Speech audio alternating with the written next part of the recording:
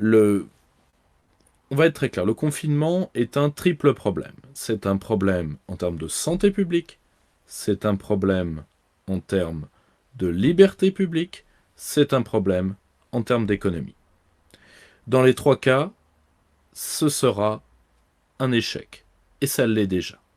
Pourquoi? Vous savez, on a souvent cru en philosophie des sciences que le critère de validité d'une expérience était sa reproductibilité.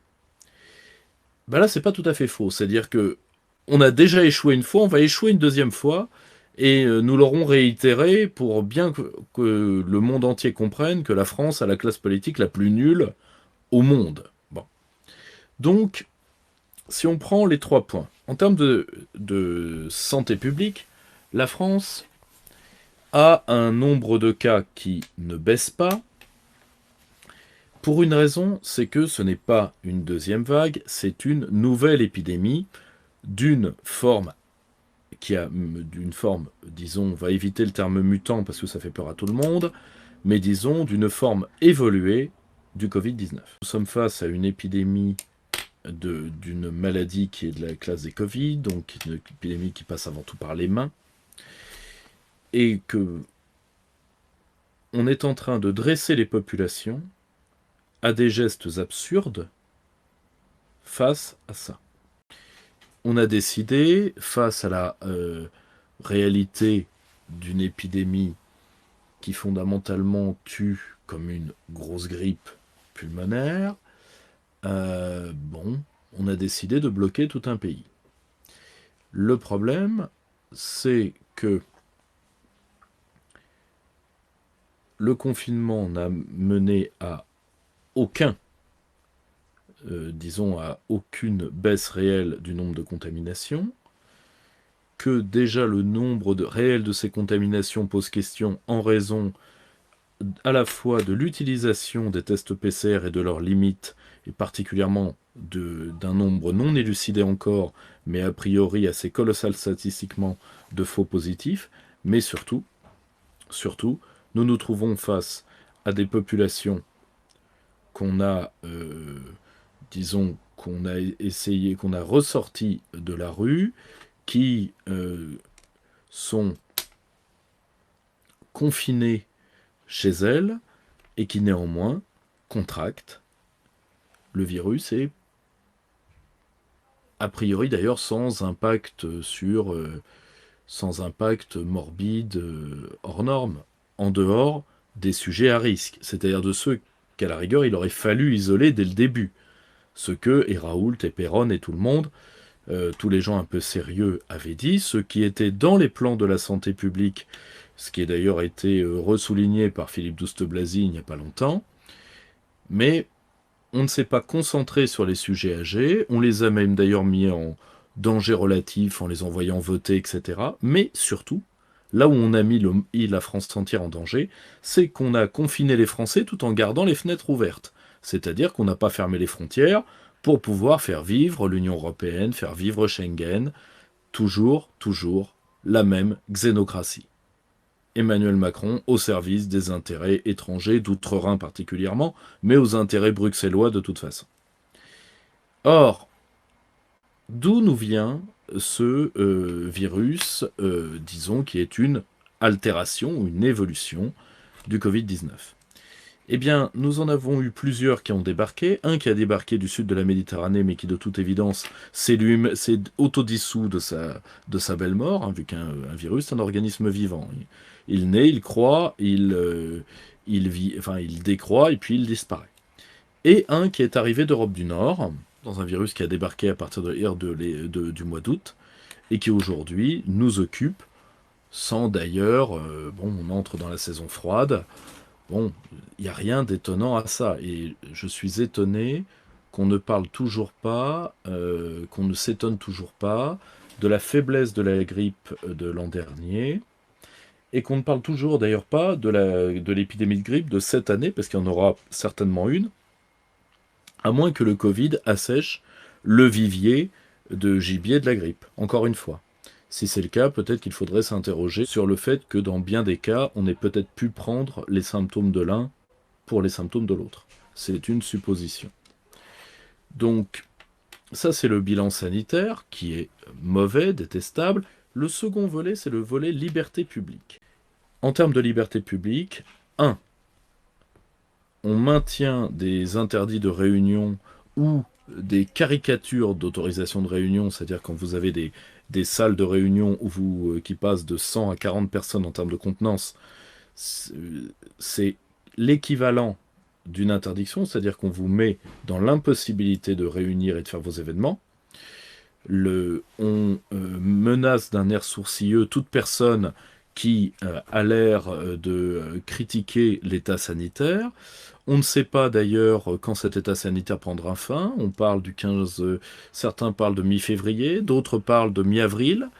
Donc combien de fois Emmanuel Macron va-t-il jouer à ce jeu-là? Et sachant que, vous me direz, on a annoncé, ce qui est très étonnant d'ailleurs, juste après l'élection de Joe Biden, un potentiel vaccin. Le problème, c'est que un vaccin pour quel virus? Pour le virus premier, qui ne nous occupe plus ou quasiment plus, ou pour ses dérivés, et est-ce que le vaccin sera efficace?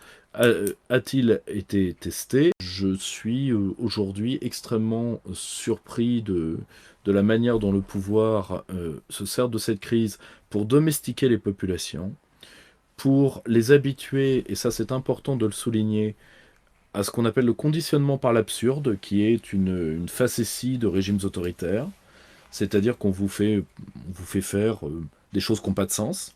Par exemple, on vous fait mettre des masques chirurgicaux antibactériens pour lutter contre une infection virale. Pourquoi pas? Pourquoi pas? Et on vous sort en plus comme exemple l'Asie, dont le port du masque, il est vrai, est généralisé, mais avant tout pour des problèmes de pollution. Je trouve ça très très drôle. Si vous voulez, apprendre aux gens à croire et à dire et à faire n'importe quoi. À ne plus utiliser leur raison, ce qui au passage, je vous rappelle quand même le philosophe Alain, un citoyen c'est contre les pouvoirs, contre dans les deux sens, contre tout contre et contre en opposition. Hein, je soutiens mon pays tout le temps et mon gouvernement quand il le mérite, disait l'autre.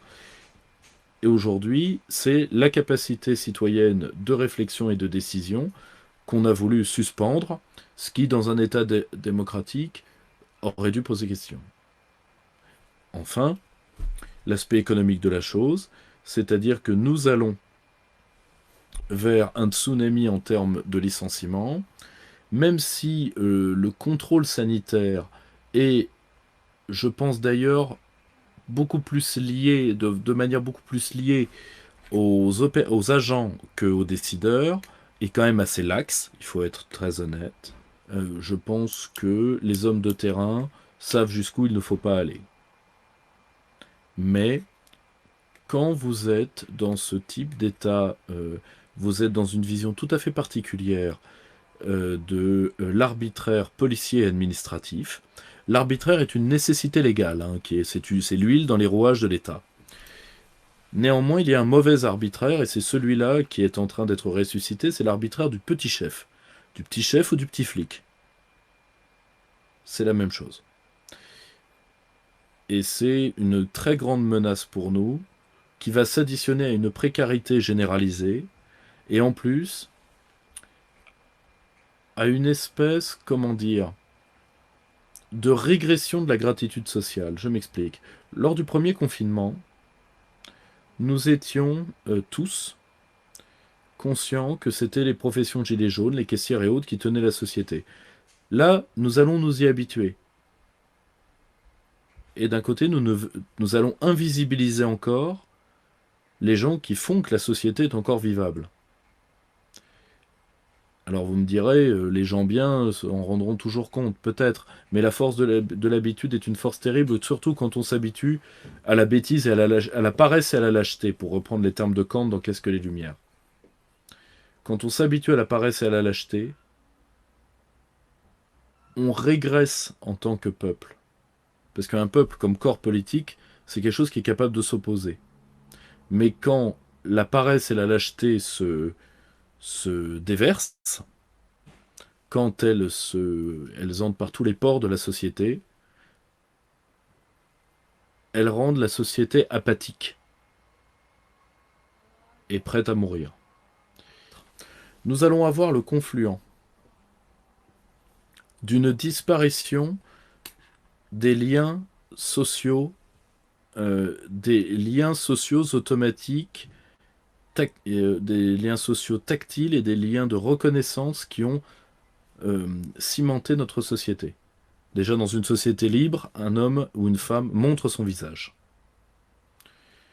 Premièrement. Deuxièmement, la disparition des poignées de main.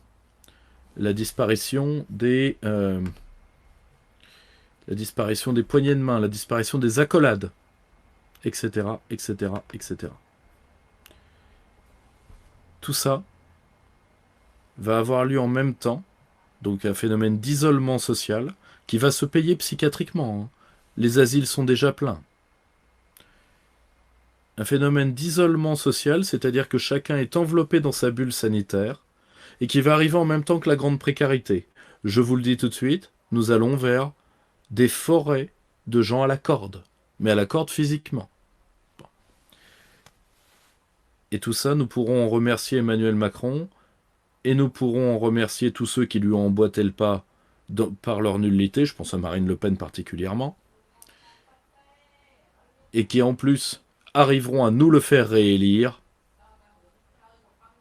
pour le plus grand malheur de la France. Alors vous me direz, que faire ? Déjà, il y a très peu de politiques qui font le boulot. Philippot fait un travail extraordinaire là-dessus. Philippot, Asselineau, NDA, pas grand monde d'autres. La socialisation par l'absurde, surtout chez les esprits éduqués qui ont l'habitude de la répétition. Enfin, les esprits dits éduqués, mais en tout cas instruits dans nos systèmes, c'est-à-dire instruits par les modèles de répétition et non, par des modèles d'initiative, vont devenir des personnalités, vu qu'ils sont déjà formatables, ils seront formatés, et ça va concourir à la baisse globale, non pas uniquement du civisme, mais à la baisse globale du niveau des populations. Vous savez, la démocratie, elle meurt surtout dans le couinement des pantoufles. Et ce qui est la plus grande force des tyrans, et j'emploie le terme tyran à dessein pour Emmanuel Macron, parce qu'un tyran dans la pensée politique classique, c'est bien sûr pas un dictateur, qui lui est une fonction régalienne, temporaire et romaine. Un tyran, c'est l'homme qui fait de sa volonté la loi, c'est un être capricieux. C'est un être qui n'est pas arrivé au stade adulte du fait politique. Ce qui est exactement Emmanuel Macron, un petit être capricieux qui fait de ses caprices la loi. Ce qui fait la force des tyrans, c'est qu'à la fin, tout le monde s'en fout.